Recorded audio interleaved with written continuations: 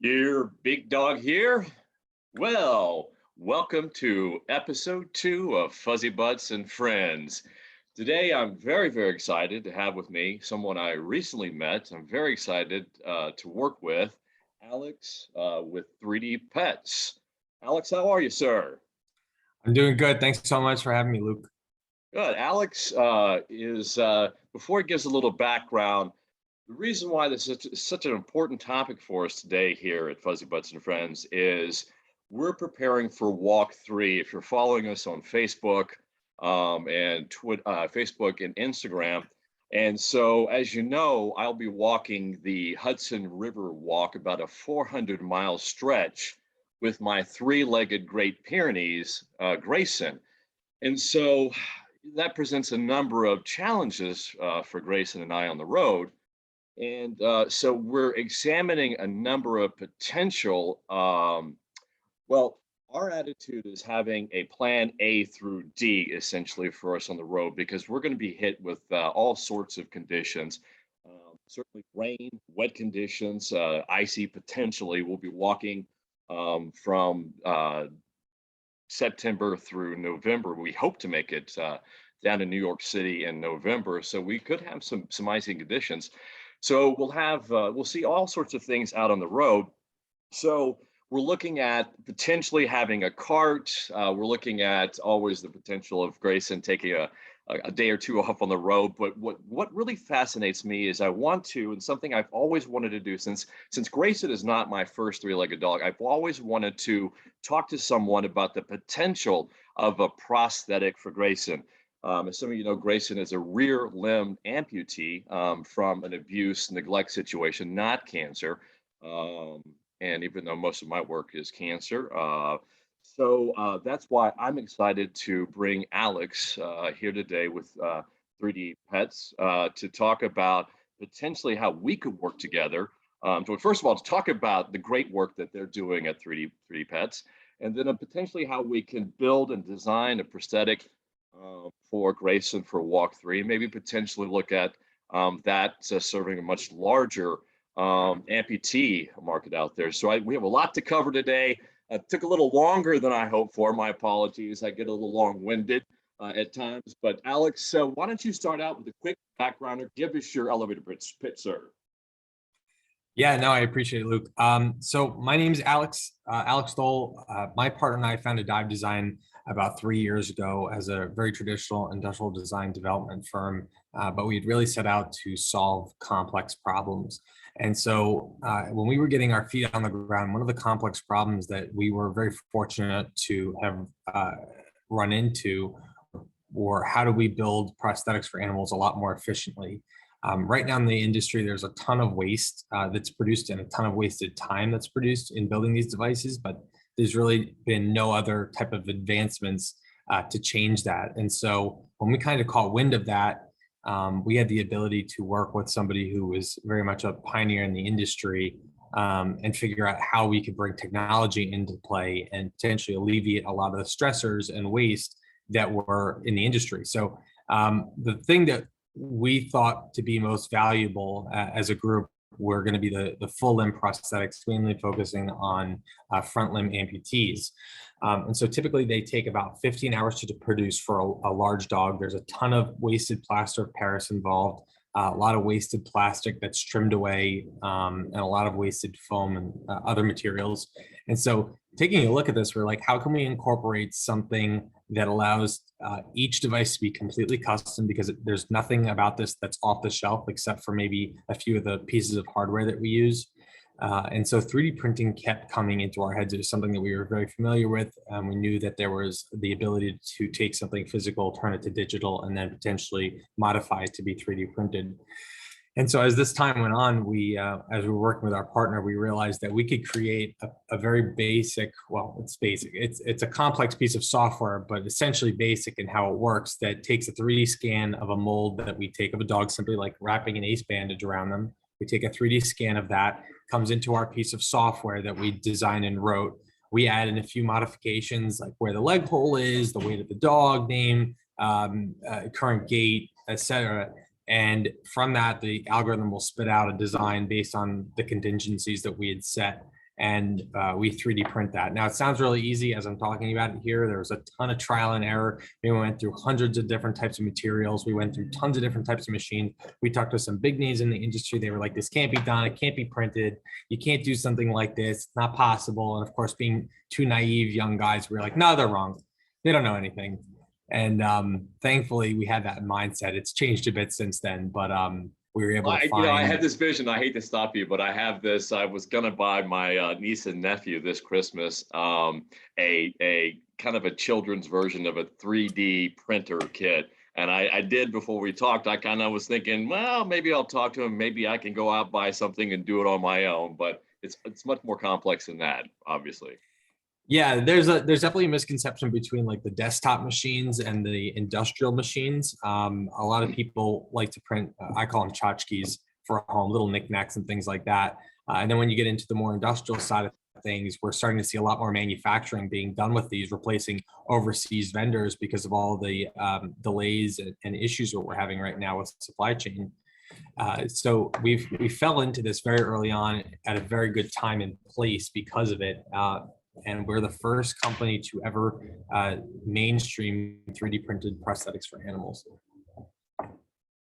What is? And I have to add to that too. You mentioned 3D Pets earlier. That is our child company of Dive Design. That is the arm of our innovation company that builds and produces these prosthetic devices for animals. You know, I did a little bit of cursory research and trying to understand do we know out there what the population of 2- and 3-legged companion animals, and that's a little bit unfair of a question because you guys have done more than just cats and dogs. You've done a whole host of animals, right? We have done a whole host of animals. Our algorithm is specifically built for dogs, but we can adjust it and modify it for special cases. We've done ducks, we've done tortoises. We've never done a cat. We don't do cats. We've Why done is ducks, that, may I ask? tortoises. We don't do cats because they are so limber and the rib cage that they have, they're so easily able to contort and move that we just can't get any good structure from it. There have been prosthetics and carts built for them, but they like to wiggle out of them. They're not as adapting from what we found. So maybe in the future, but. Right, but it also does that does dovetail into something I did want to distinguish, though, is that there is a differentiation between the total population of 2- and 3-legged dogs or companion animals, and that those that actually require or really would need a prosthetic, and that would not be the case of most of companion animals, dogs and cats. They can certainly function without any prosthetic. So. I would love to have the Census Bureau start adding that to their papers every year so we can get a better idea. That's going to be a big lift for them. I know it would be great to have a more concise number, but from what we've seen, there's hundreds of amputations going on every day because of injuries or cancer or neglect, what have you. And so the need is there, but the difference is something that we faced very early on and didn't realize we would face is the lack of education in the space. There's very few companies and very few vets that are understanding of what these devices can do or have an understanding that they even exist. I can't tell you how many times we've had conversations with a vet and they've been like, you can build a prosthetic for a dog? And we're like, have you ever looked at Instagram? You know, so there's a huge disconnect. And part of our mission with 3D Pets is really going to be the resource and education side of it, where we can bring in a lot of unbiased parties to offer their 2 cents. Because the whole part of it is the innovation side. We know that there needs to be this continuation of development of the design of the components that we've designed and built, every bit of it. And I think that's what has been lacking in the industry, is that there was a way of doing it and that's the way we know to do it. And we're going to leave it at that. And so it took a design agency who wasn't necessarily in that space to come in and say, all right, we're looking at this from an outside view. We see the deficiencies. We think we can remedy some of these with modern technology. How many different types of animals have you built prosthetics for, and talk about some of the case studies, the different types of the really interesting ones, the cool ones that you have on your website. We've done over 200 full limb front prosthetics for dogs to date. It's been over the course of 2 years with really no marketing. We did some last year. And we've probably done, in terms of different types of animals, probably been like 5 to 7 different types of animals. Some of our components that we design and sell can be used on a plethora of different animals, but we just don't service them like My Pet's Brace or Walking Pets would. So I would say probably 5 to 7. And as far as the most challenging case, not, I wouldn't necessarily say challenging as innovative, but the protective helmet that we designed for Bo the goat from Goats of Anarchy, that was like something that really couldn't have been done in the past without, stifling the goat, because you had to cast them, and now we're 3D scanning it directly. Did you say Goats of Anarchy? Yeah, they're a nonprofit. They've got like 700,000 followers on Instagram. They are. Let's give a shout out to those guys, because I love the name. I love it. Big shout out. Yeah. So that was a challenging case. There was a Chihuahua out of California called Little Boogie Shoes.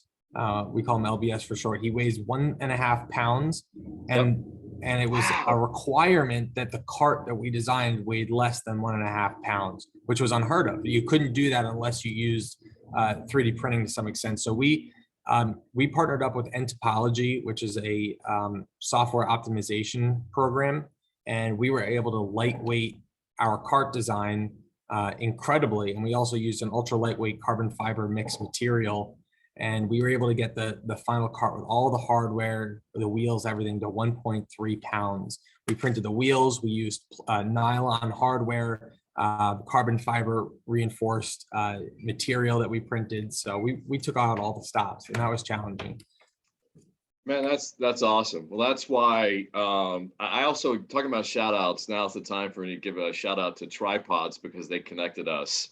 Although our paths would probably eventually have connected, but in talking about trying to size up the potential population and the audience for this, though, we could certainly partner with them. And we talked about that in Puppy Up, potentially work with a much larger partner, because we do need that data. But I'm glad he could, the Jim and Renee, they're so awesome. I'm glad they connected us together. And it just sounds like, when we talked, it sounds like you're the guys to work on this particular problem, because you said the key thing, and it took us maybe 10 minutes of talking to get to this, my friend, to get to the point that we left out the fact that Grayson is not a front limb amputee. Yes. And that was like the hitting the brakes, screeching on the brakes there in the conversation. So let's talk about Grayson specifically. And I kind of put on here to talk about dog anatomy as well, but you can kind of combine those two. So what you elucidated for me so perfectly, Alex, when we talked, was the front limb amputee, you can really just brace in the rib cage, and that's your sort of anchor point. So what are we looking at? And also, I do have a picture. I can share a screen of the bone structure of a dog if necessary. I can do that if you want. I'm actually going to take a step back for a second to try and tackle your question about the market size. Something you have to remember too is, over the past 10 years, we've seen a huge influx of caretakers for special needs animals that we hadn't really seen ever before. It was, oh, the dog has 3 legs, put it down. Oh, the dog has a deformity, put it down. And now we've had a huge change of pace, and I think we still haven't even really touched on the entire size of the market, because we're still finding new people are taking in animals with disabilities rather than putting them down. And we're treating animals with disabilities rather than putting them down. So I think the market will continue to grow because of those kind efforts that we're seeing. So in any light, going back to... No, I'd like to stop you there, because that gave me an additional thought, because the geriatric population as well, because of advancements in veterinary medicine, some of the great innovations that are being done there is that companion animals or dogs are living longer as well. So we're going to see arthritic dogs, and certainly we're going to see 3-legged dogs that have done well sufficiently on 3 legs, but potentially may need a prosthetic later in life. You're going to see. So that is, boy, there's such potential with what you guys are doing, and that's why I'm so excited It's exciting. One Yep. thing I do want to clarify, because we're on the topic, the devices that we build are meant to be preventatives. They're not meant to be solutions. And I think that's part of the information that is just not available yet. People assume that, oh, my dog's doing fine on 3 legs now, I'm going to wait until it's not doing fine to get a device like this. And that's actually the worst time. We'll actually deny people at that point because it's too far gone. Your dog doesn't have the stamina to learn and practice with this device. This is meant to prolong the arthritis, meant to prolong the hyperextension or joint deterioration that we might see. And so that is a huge distinguishment that we have to make, and we have to educate people on, because when it gets to be too late, when a dog is really geriatric and they have some ailment going on, we're not the right solution. Well, It's just not the case.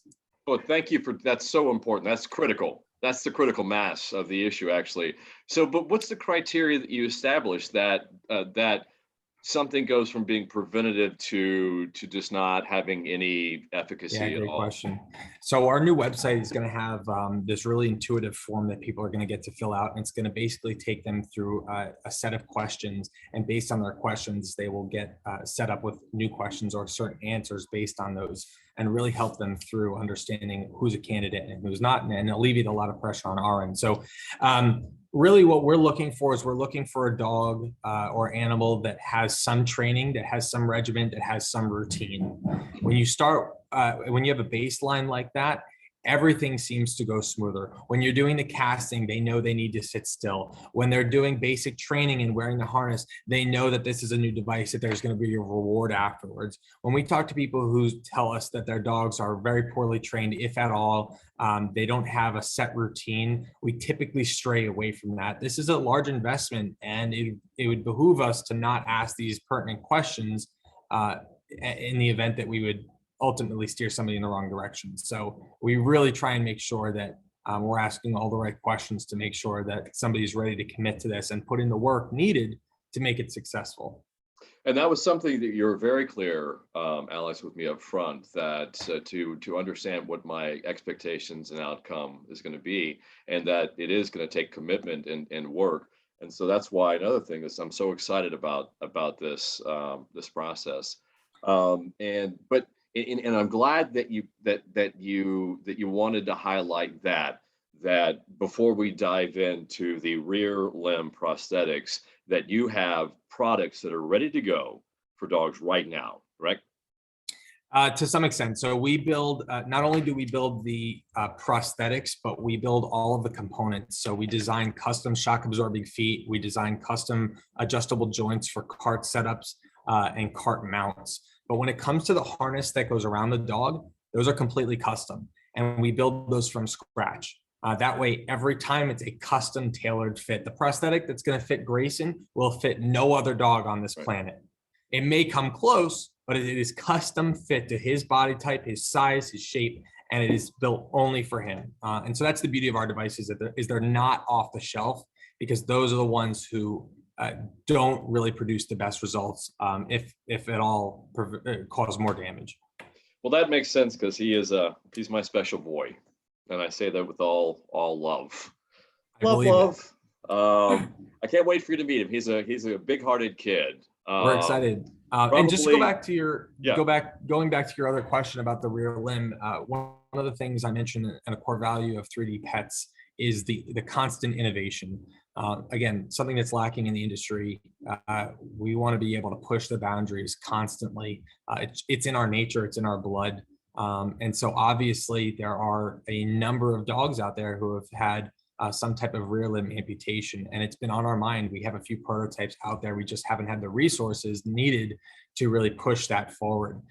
Dive Design was bootstrapped from a very small amount of money, and we've never taken on any debt. So it was really important for us to, maintain all of the R&D where possible until we were able to come across some additional to work on it. Excellent. Well, let's use that as opportunity to talk about Grayson. I kind of thought, and however you want to approach this is totally cool with me. I kind of thought maybe talking about, because right now I see this as two things. I see this as Grayson being the priority is let's get him outfitted. Let's get that tested, road tested, and so on and so forth, and then see how then we could take that and maybe potentially commercialize that in a partnership with a couple of partnerships. So it seems to me, let's go ahead and break down and take a look at Grayson and his sort of walk scenario. So what are the things that we need to what do we need to go over, and what do we need to discuss as it comes to Grayson's prosthetic? Because when I had like a ton of questions, is that one of the things that we do see on the road is going to be just a tremendous amount of road conditions. And I'm going to play you a video in a second, but we're going to start in the Adirondack Mountains. And from there, we're going to go through the Hudson Valley down to New York City.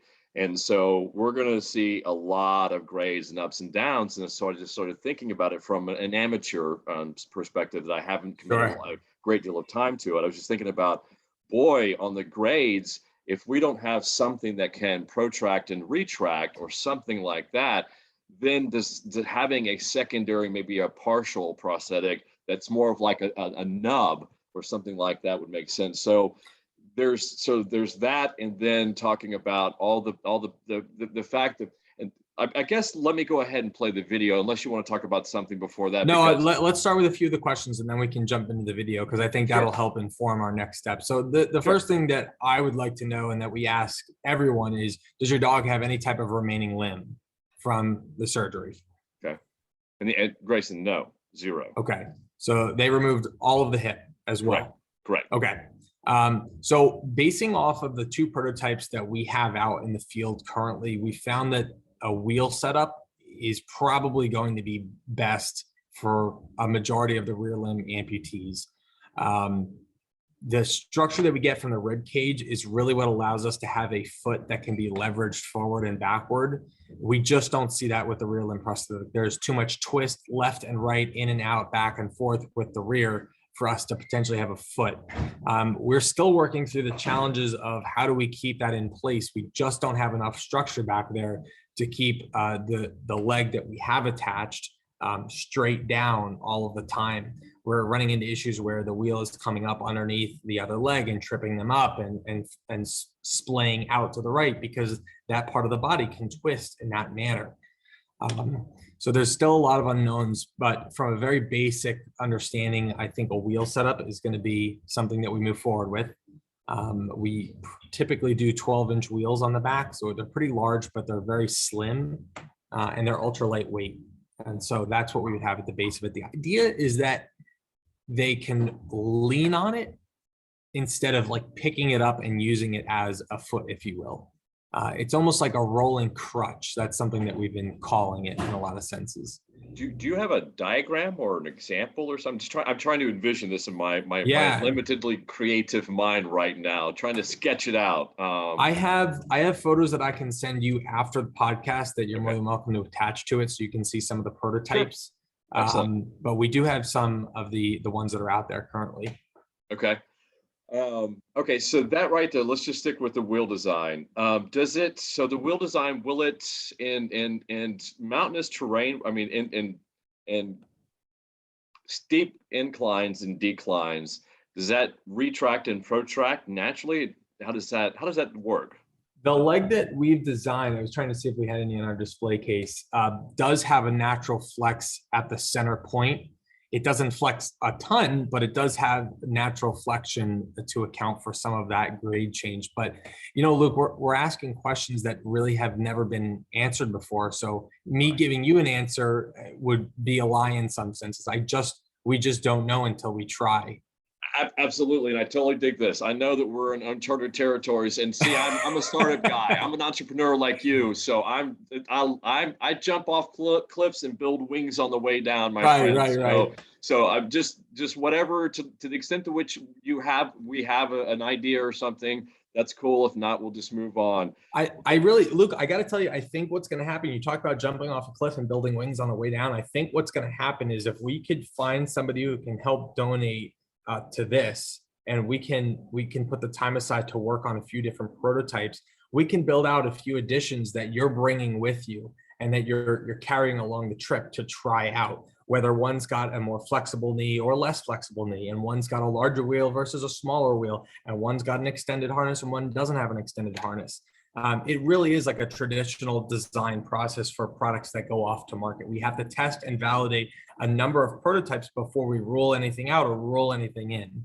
Yeah, yeah, and that's something I think is, I love that idea, and I thought about that as well, because one of the things I wanted to show you, you'll see on the video, is that, I mean, we are walking, I mean, dead against traffic. I mean, straight into traffic, because when you're on the road and you're walking, you walk towards traffic, not with traffic.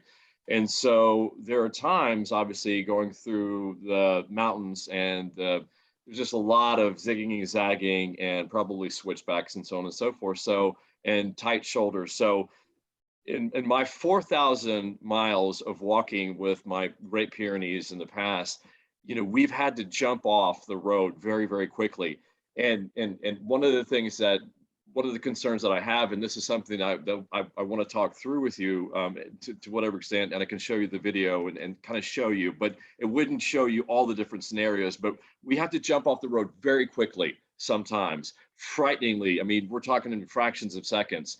So my concern is, sometimes we're walking on the shoulder. Hopefully we have a sliver of a shoulder, sometimes not. My concern is that we're walking in an area where we can't get off the road very quickly, and the prosthetic, there's a risk or chance of it getting caught up or lagging or something where I can't get him off the road, because some cases, and I don't want to scare the heck out of people who are supporters of Walk 3, but there's the reality of the risk on the road.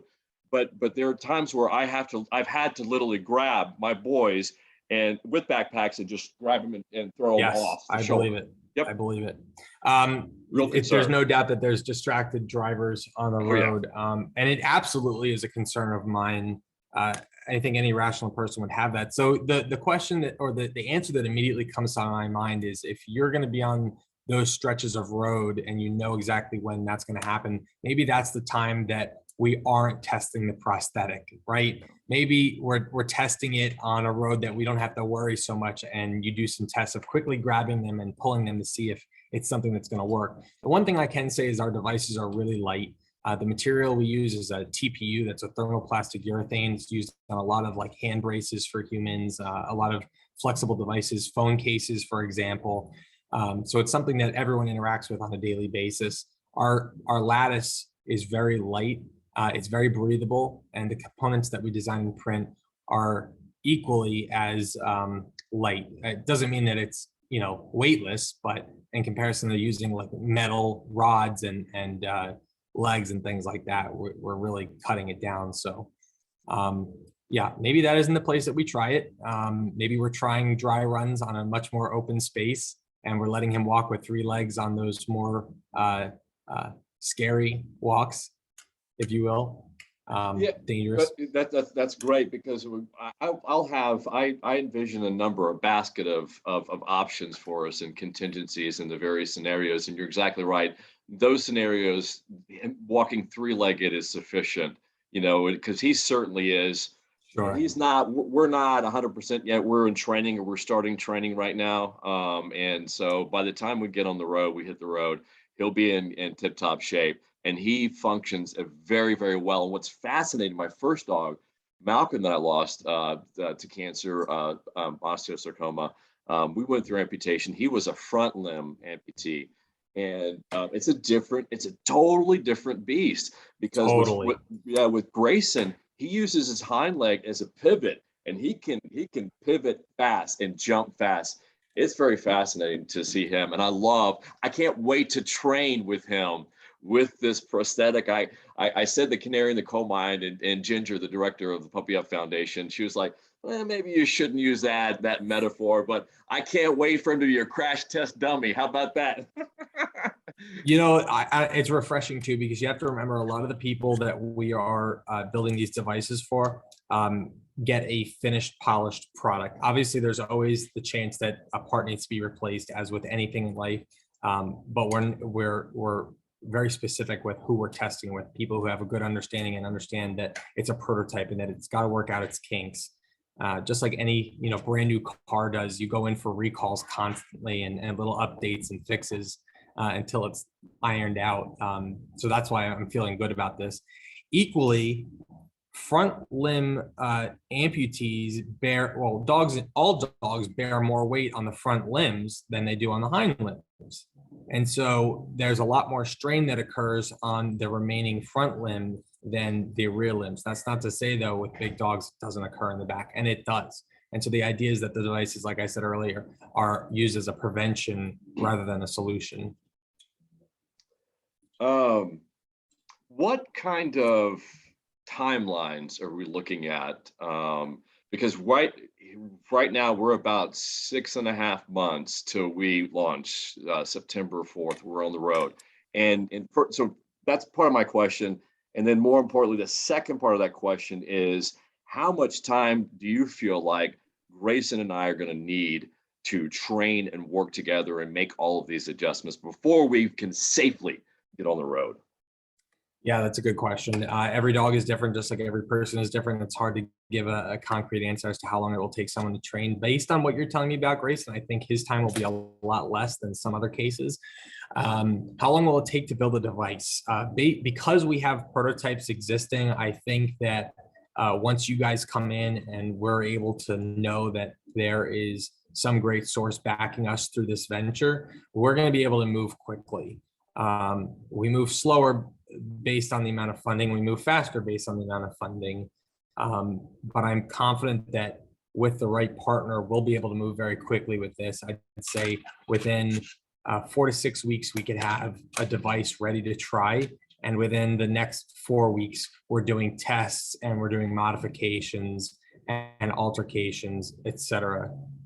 Alterations, not altercations. We're not having altercations. We're making alterations. Well, not yet anyway. Well, that's doable, and that speaks to the next issue that I really wanted to get to, because when we talked, I'm excited about the potential for Grayson and Walk 3, but what excites me most, nearly everything that I do, both personally and professionally with the Puppy Up Foundation, is I like to think that whatever challenge or problem I'm trying to find a solution to can be used and applied to a much bigger audience. It just seems like that's the way that you should approach problem solving in the world. And so I see this, and because there is this need for rear end prosthetics, and you guys are at the early stage, certainly well into the early stage, but you're in the early stages of the commercialization of it, maybe the mass commercialization.